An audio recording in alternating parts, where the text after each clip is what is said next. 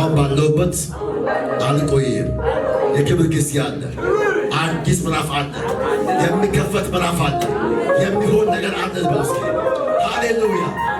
ትንቢተ ኤርምያስ ምዕራፍ 33 ወደ እኔ ጩኽ እኔም እመልስልሃለሁ፣ አንተም የማታውቀውን ታላቅና ኃይለኛ ነገርን አሳያለሁ። ይህ እግዚአብሔር ቃል ወደ ኤርምያስ ሲመጣ ኤርምያስ ያለበት ስፍራ ቢመች ቦታ አልነበረም። የሰማው ይናገራል። ጌታ ይባረክ። እና ንጉሥ በጣም በቃ ስላልፈለገው አሳሰረው እስር ቤት።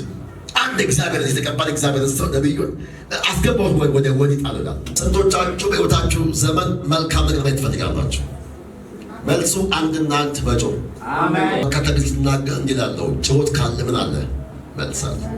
ነገር ወደ ጩኸት ካለ በለስኪ መልስ አለ። እግዚአብሔር በለስኪ ለጩኸት ሁሉ ጊዜ መልስ አለው። እግዚአብሔር ለምንድን ነው እንድንጮህ ይፈልገው?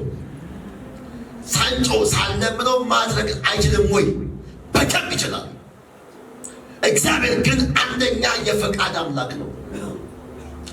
ሁለተኛው እግዚአብሔር የእሱን ፊት እንድናፍቅ ይፈልጋል። የማንጸልይ ከሆነ የጌታን ፊት የማናፍቅ ከሆነ ሕይወታችን አደጋ ላይ ነው።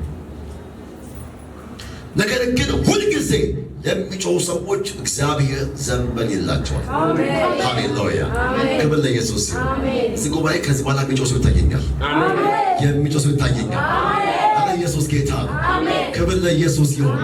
ሃሌሉያ። እንደዚህ ያለው ኤርምያስ ሆይ ወደ እኔ ምን በል ጩኽ። ወደ ማ? እግዚአብሔር ይህችን ቃል ለምን አለው? ምናልባት ከዛ በፊት ኤርምያስ ወደ ማን እየጮኸ የነበረው አይታወቅም። ወደ ነገሥታት ወይ ወደ ሰዎች አይታወቅም። ግን ያለው ወደ እኔ ጋር ምን አለ?